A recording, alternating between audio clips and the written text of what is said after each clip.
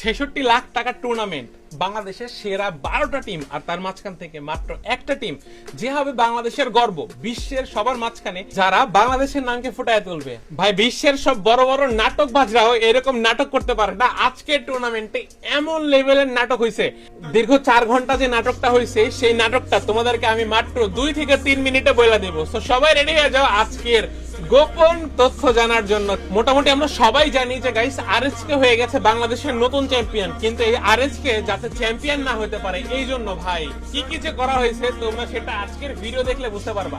দেখো, ভিডিওর শুরুতেই কিন্তু প্রথম ম্যাচে আরএসকে পারফরমেন্স ছিল খুবই দুর্দান্ত, যেখানে আরএসকে কে ভাই ৩টা-৪টা স্কোয়াড মিলে মারতেছিল, আর এরকম একটা কঠিন সিচুয়েশনের মাঝখান দিয়েও কিন্তু আরএসকে ব্লেড সবাইকে মেরে এখান থেকে সিচুয়েশন হ্যান্ডেল করে ফেলে।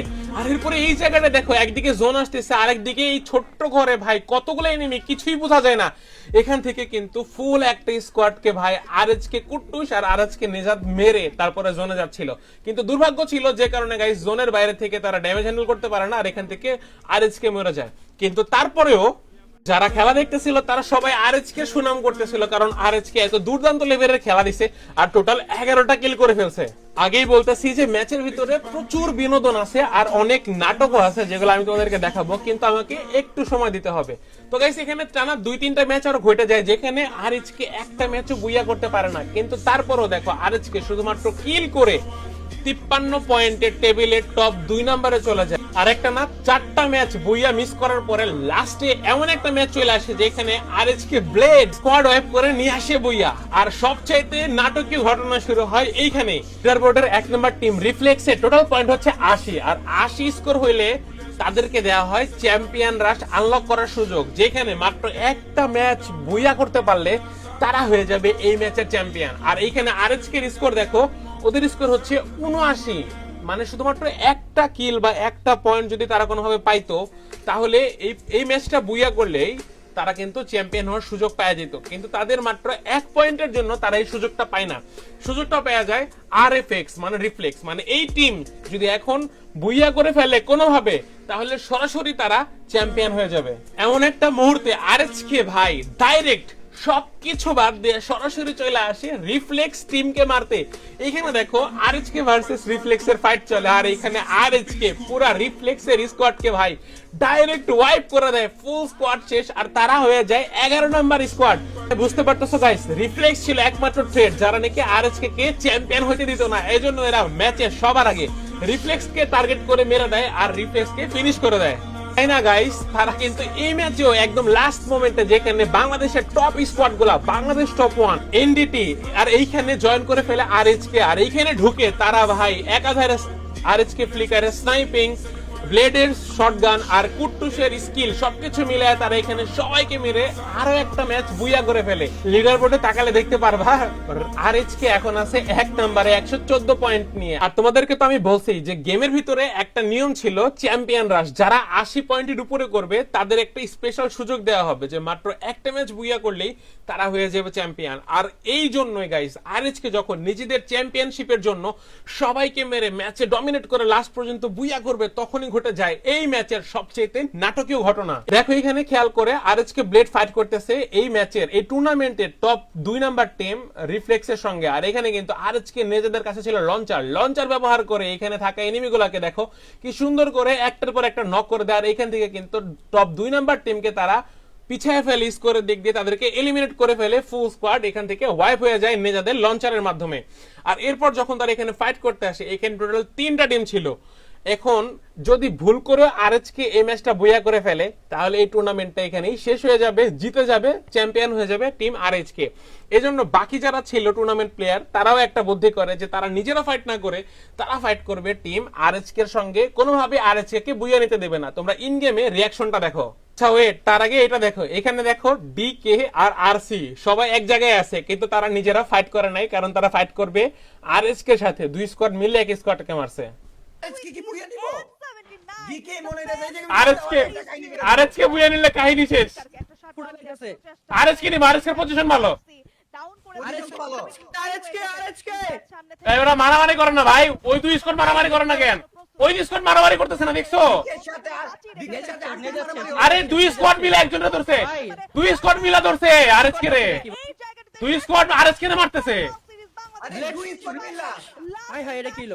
আরে দুই স্কোয়াড মিলে আরএসকে রে মারতেছে, দেখো ওরা নিজেরা ফাইট করে নাই। না রে ভাই, আর আরসি আর ডিকে দুইজন মিলা ফাইট করে নাই, ওরা আরএসকে রে মারলো। দেখছো কি অবস্থা, ওরা নিজেরা ফাইট করে নাই, কিচ্ছু করার নাই ভাই, দুই স্কোয়াড মিলা মারছে, কিচ্ছু করার নাই এখানে।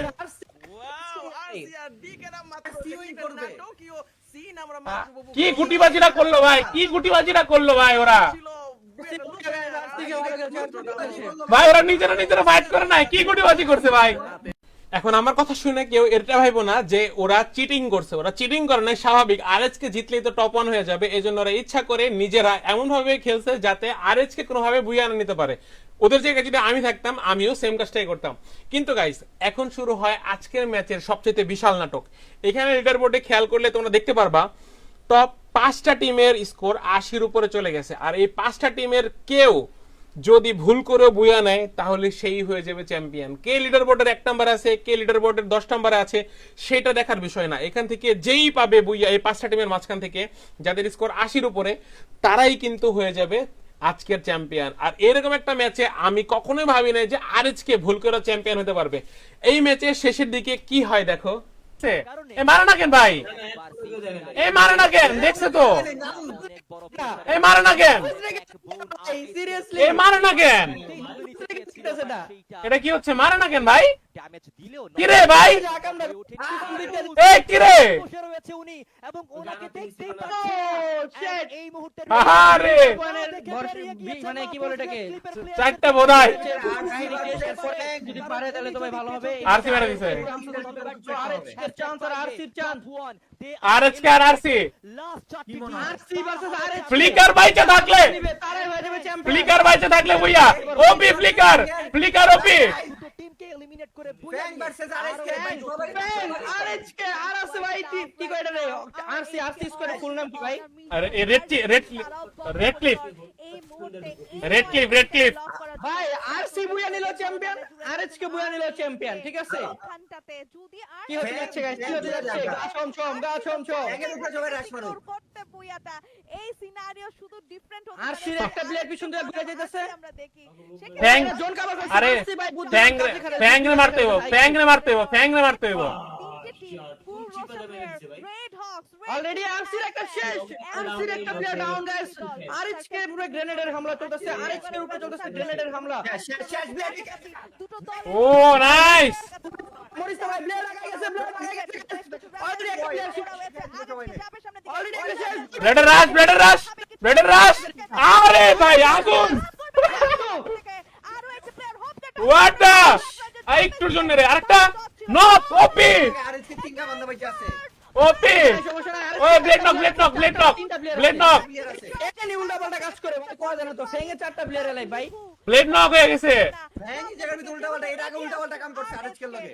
আরে আরএসকে লাস্ট 3 প্লেয়ার, পারওয়ারা ফ্লিকার আছে, সমস্যা নাই, ফ্লিকার আছে, RSK fang versus RSK 3v4, flicker আছে 3v4 এই যে আজকে ম্যাচ জিততে পারে। 3v, টার্গেট করা আছে দুটো টিম এদিক থেকে সুন্দর, ও সেরা দেখি কেন নিলেরা, সেরা ফ্যাং ভার্সেস, এটা দেখ ভাই। ভাই ফ্যাং লাস্ট এটা কি করলো, তিনটে প্লেয়ার 20টি এলিমিনেশন আর এইচকে ডমিনেশন, ফ্যাং লাস্ট এটা কি করলো ভাই, ইজাদ আর কুতুস মিলা যদি কিছু করতে পারে। আরএসকে আছে সমস্যা নাই, ফ্লিকার আছে প্যারা নাই, জিপিজি ফ্যাংয়ের একটা শেষ, ফ্যাংয়ের দুইটা শেষ, ফ্যাংয়ের দুইটা শেষ, তিনটা শেষ, মার খেলতে ভাই। ওরে সেরা, RSK OP, RSK what the hell ভাই, জাতি জিততে দেখো এই কি মাল। তবে গাইস বাংলাদেশের চ্যাম্পিয়ন, বাংলাদেশের ছেলেরা নিয়ে আসে বইয়া, আর তাদের স্কোর ভাই 173 স্কোর। টপ 2 নম্বরে যারা আছে তাদের স্কোরটা দেখো আর ওদের স্কোরটা দেখো ভাই, আকাশ পাতাল ব্যবধান। এজন্যই বলে আরএচকে আরএচকের মতো টিম এখনো বাংলাদেশে জন্মই হয় নাই, আর আরএচকে দ্য বেস্ট টিম যারা বাংলাদেশকে সঠিকভাবে রিপ্রেজেন্ট করবে। তো গাইস সবাই আরএচকে অনেক অনেক ভালোবাসা দিও। আজকের ভিডিও শেষ করতেছি এখানে, সবাই ভালো থেকো, আসসালামু আলাইকুম।